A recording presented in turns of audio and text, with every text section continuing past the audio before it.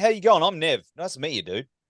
Yeah, you too, you too. Thanks for organizing this and look for the chat and yeah, good to meet. Yeah, dude. Hey, I did notice that I think it was last Monday. I was like, he's on the Yeah, Zoom now. I was like, I'm guessing you had a couple of interviews all mixed up. yeah, that's right. Clicked the wrong one. And so Yeah, I was sitting in that meeting going, oh, well, nothing's happening. What's going on? I'll try and log back in and see what happens. And yeah, worked it out in the end. So but do sorry you for the know what? notification. That's a good sign. That is a good sign that you've got lots of stuff because I've seen your name popping up a lot. Yeah. So and there's lots of interest in Dirt City. So I think Mm. that's a positive. I was like, oh, that's not now, but we will chat soon, my friend. And here we No, are. for sure. I think yeah, there's been a bit of interest around, which has been really, really positive for us because yeah, we've been holding on to these songs for a while and um, put it out there and see what happened. And yeah, there's a few good reviews happening, and so people are keen, which is always nice. Absolutely. Absolutely. I've heard it. I heard Squelch. Squelch. That's right. Yeah. Yep. Like a little while ago, and I was like, this is a band that sort of really piqued my interest because I'm into the industrial stuff and a bunch of other weird stuff, and it just Mm. ticked all the boxes for me, which Yeah. is Mhm. I'm seeing that a lot floating around. People seem to be on the same page with it. So I mean, I guess the first question is you're a fairly new band, but you've been around the scene for a while. So how did Dirt City actually come about? Yeah. It's an interesting point because yeah, we've been around a lot. I was playing in a metalcore gent band with Warren, singer, and we're doing that for years. And as the years went on, I was kind of thinking this whole tight, high gain amp, knife edge type of perfect sounding, robotic sounding music. It's not me anymore. It's not where I want to be. And so what I started doing was starting to ditch all those high gain amps. Still got them, still love them, still love that style, but Hmm.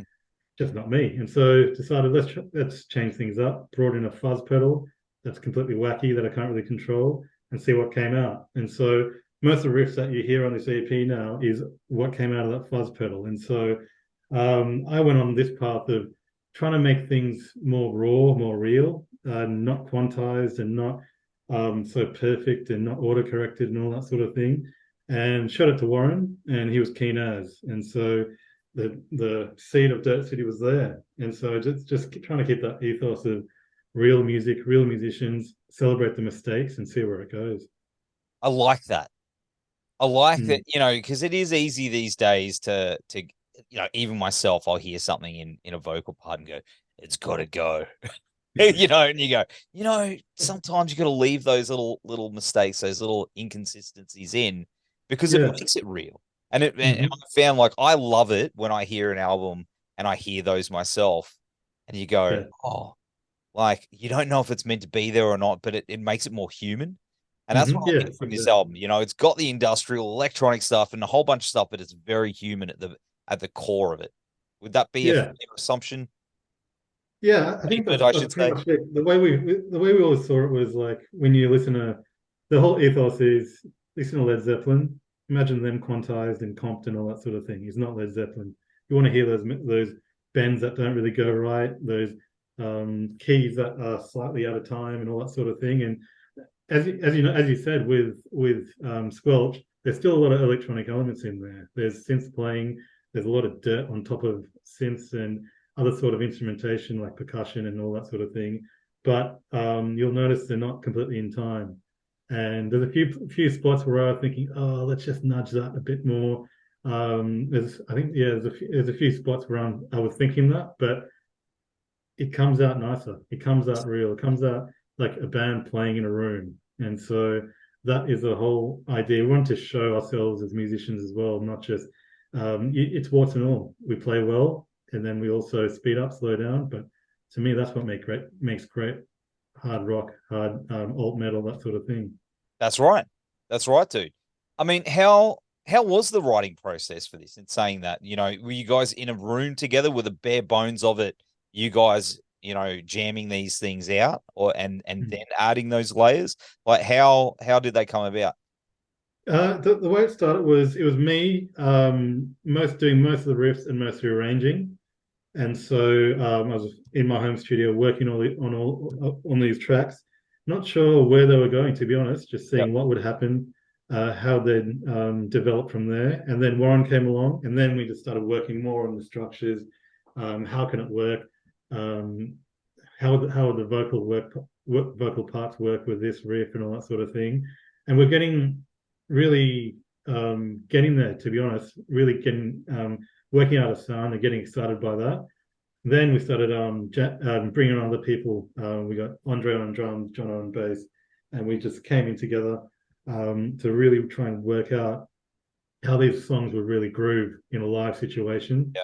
We got that down, and then we spoke to Nathan Sheehy. He's a great producer here in Sydney, and we said, "What do you think? Want to work with us?" And he was really keen. Got into the studio with him. Really worked on the songcraft from then on, just trying to get this song right, cutting a lot of the fat, putting in the synth layers in, all these different layers. That's when all these layers came on top. We got a percussionist in to do heaps of Middle Eastern type vibe in a lot of the songs too, and just really try and put some unique spin on how we're approaching Dirt City and alt rock and alt metal. And yeah, that's how we essentially came out with it with the songwriting. Just started from the riffs, and then everyone came on with their own influences from there, and just made it work from there. That's awesome, man. Because I love this EP. I think it's incredible. Because I mean the influences are quite diverse throughout. Mm. Obviously, you said there's Middle Eastern stuff, there's the industrial stuff. See, I'm a big Nine Inch Nails Filter fan. You know what Yeah. I mean? Like, especially Mm. Filter. Filter are like my second favorite band of all time That's awesome. because obviously Richard Patrick's got this thing where the bare bones of it is rock and roll and Yeah. heavy stuff, but Mm. then he adds all that stuff to it and then branches out from there. Was that Yeah. was that your influences, like bands like Filter and Nine Inch Nails, or do you think the influences and the bare bones of it came from somewhere else? Yeah, it's a funny one. For me, what got me into metal in the first place when I was probably 10 or 12 years old or something was White Zombie. And Ah, for me, nice. that's where this comes. This is the seed of everything. And so, um, yeah, for some reason, I got back into White Zombie. And then I was also listening to a lot of Heaven and Hell with Tony Iommi doing his slow doom metal riffs.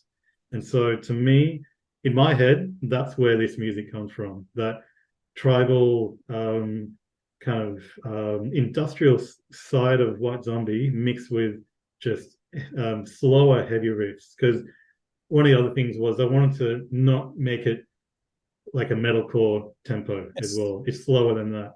I think it grooves. This type of music grooves better in that slower tempo, and that's where those slower riffs of Tony Iommi came through. Especially that, I think it's the Devil You Know album. That just blew my head off when I just heard those riffs just coming in and that sound that band has. And a big Dio fan. But that's a tangent there, Yeah, but man. yeah, that's it. And so yeah, that's where for me that's where it all came from. And it's more recently when I was when we're in the studio or talking to people that are hearing it. Yeah, we're hearing the big Nine Inch Nails influences. We're in the Filter influences there as well. And yeah, I think you're right. The Bare Bones is a hard or alt rock, alt metal song. That sounds good on acoustic guitar. Sounds good with fuzz on it. And on top of that, with all the layers that happen, yeah, you get what comes out with all those different influences. It's funny you mentioned White Zombie Yeah, because I was cranking Astro Creep yesterday. yeah, After not, it's one of these albums I guess I revisit once a year at least. yeah. Oh, Mm-hmm, check it mm-hmm. on, and it still holds up. Like Rob goes and does all these solo stuff, but Yeah, man, there's something about that album that is so like the guitar work and everything is so simplistic. mm, yeah. Man, Mm-hmm. the songs are just bangers, dude. You know, That's it.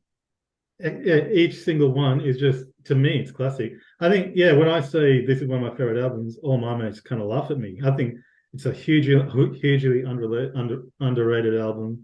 mm. And yeah, that last track, what's that? Milk and On Sky. Milk and That's just Sky. Oh, dude. what a song. I know. I was just thinking that. I was just thinking, man, I love that song. That's like one of my favorite songs on the album. It's just that Yeah, vibe, and when it goes up that key, yeah, it just just goosebumps, dude. erupts, right? Oh man, we should be having a beer. We should be. Yeah. Oh, totally, totally. Yeah, definitely going to crank at that again this week, that's for sure. Yeah, But yeah, as you said, simple riffs, but all this eclectic stuff going on around it. And to me, that's where this all comes from. One of the first tracks I did for this EP was Kings, and to me, that is those things just kind of melded together. The White Zombie vibe, that yeah, Iommi vibe, and yeah, and just shout out to that classic album, man. More people need to listen to it. yeah. That's right. And Dio, of course. Did you watch the Dio doco? Did you guys at the cinema and catch that? No, no, I didn't see it. I haven't seen Oh it. man, I Yeah, I think missed it. I don't know how you can get it now. It was only shown one night. But if you're a Mm, Dio fan and you love your Sabbath, yeah, watch that doco, dude. It, yeah, it got me real good in the feels. Like, yeah. Yeah. just it's amazing, man. Yeah, yeah. Awesome. Check Oh, I that got out. to That's check. I got to my check. tip. But Yeah, done. That's night sorted. absolutely. Of course, there's also a cover here of Bill. What was that? Let me start that again. Billy Eilish is. I'm gonna talk slower tonight. A little hungover. Billy Eilish is. You should see me in a crown. Yeah, I got there. The track is pretty dark. The original one, and I Yeah, your spin on it. Where'd that come from? Who suggested that? yeah. It's a funny thing, right? Because that song's like a hit song maybe 3 or 4 years ago or something like that, and Yeah, I think I just heard it a couple of times on the radio or digitally or something like that. And yeah, as you said, it's a dark song, and they treat it in a really, really subtle way, which is a really cool version. And I just had the inkling that what if you flipped it instead of making it subtle? What if you just took it to the extremes? And so started mulling on it for a while, just listening to it back and forth again, thinking how could we do this in a more heavy sense? How can you extremify this? And so, yeah, then that industrial thing took over again, thinking, okay, let's get some really industrial noises, some industrial guitar sounds that aren't run through amps, just really high end piercing sort of things. What can you do with that? And it slowly built from there. Again, showed it to Warren. Keen as got yeah, into the smashed it. studio straight away, and then he just laid it down in like an hour. And so what you hear there, and you'll hear on the vocal too. There's no auto correction there. It's just him belting it out, and bloody good singer does not need that stuff. And I think when on a tangent, when great singers are using all that stuff, to me, it's not you lose a lot of what's great about them. And so um, what we did here is just did the recording ourselves, did an initial mix ourselves, sent it to Nathan. We weren't even going to include this on the EP, to be honest. We just did it as a fun little side thing. And halfway through the EP recording, we showed it to Nathan and thought, what do you think? Should this be included? And he was like, hell yeah, man, let's put this on. And so he put his spin on top of that, and then there we go. And it's so good. It's really good. I was cranking it on the way to work the other day, Cheers. and it's just, yeah. It's funny you mentioned we are talking to White Zombie before. Saw a picture of Billie Eilish online somewhere wearing a Rob Zombie t-shirt, All right, there we and I was go. like, "What? Yeah." So it's all connected, man. It's all coming around to Yeah, it's all six what? degrees Yeah. in music. Has have you sent it to her people, or has she heard it? Has it been No, we haven't done word? anything like that yet. To be honest, I don't know where to start in trying to get in contact with them or who her people might be. I think it could be a fun little project. See Yeah, how we can get it to her or one of her yeah. people and Just call her up. see where we go. Yeah, yeah, numbers everywhere, right? It should be Yeah, pretty yeah. easy. Just call her and go, "Hello, this is this goes from Dirt City." Yeah, I'm sure that would work. No, but enough hashtags and enough ats will get Yeah, it. yeah. I'm There's sure got to she'll be a way hear to it, do it, right? and I Yeah, reckon yeah. she'll dig it. I reckon she'll love it. Yep, yeah, to do a little viral sort of marketing thing, right? Just help us get it to Billy. Yes, hashtag get it to Billy. That's a Yeah, good one. Yeah. Right, it's gonna be our next month, I think. Yeah, man, you never know. Hey, you never know Yeah, how these things come about. Stranger things have happened. But yeah, yeah. of course, in your bio, you said that you went to Japan and found a fluoro green ESP from 1987, and it became the sound of the. Is that it up the back? Oh, yes, it's right here actually. Yeah, yeah. Actually, Yeah, look at that beast. there Woo! we go. Isn't she Fluoro a fella? green ESP, cheap as over there. Yeah, it was one of those things where the Japanese market don't really rate their damaged Japanese old guitars, and so it gets damaged because the headstock's got a few bruises and that sort of thing, but still plays a dream, man. Still an absolute ripper of a guitar, and yeah, this just inspired everything, man. That's so I don't sick. usually play guitar nerding out a bit. I don't usually play tuner bridges, and so this is my only guitar with a tuner bridge, and yeah, just new things come out. New things came out of this thing. So yeah, Was one it and when only. you saw it? Did you know it was there, or did you just sort of see it there? Like, you know how Wayne, Wayne's World. You see Wayne's World. How he's Yeah, yeah, the fender and it's in the case, yeah, and it's all like, oh, like Excalibur. Was that the yeah. moment you sort of walked in? You're like, it will be mine. No, it's pretty funny because not sure if you've seen the Japanese guitar stores, but there's a street, Chonamisu, which is just full of guitar stores. It's a huge street. Every single store is a guitar store, and there's just hundreds of them in there. And there's guitars everywhere, old, new, whatever you want. And this was in the back in a little corner somewhere. And so I love these ESP old pointy headstocks. These Yeah. old, they're Jackson ones that have a lawsuit with them. And seafoam green's my favorite color. And so all over, all Has she over. got a name? Have you named her? No, no, I don't have a name for this one. It's got to be Billy, right? Yeah. Oh, you go. You never. I love it. That's the no, that's a beautiful weapon right there. I was Yeah, like when I yeah, read that, I was like, I've got to see what this thing is. yeah.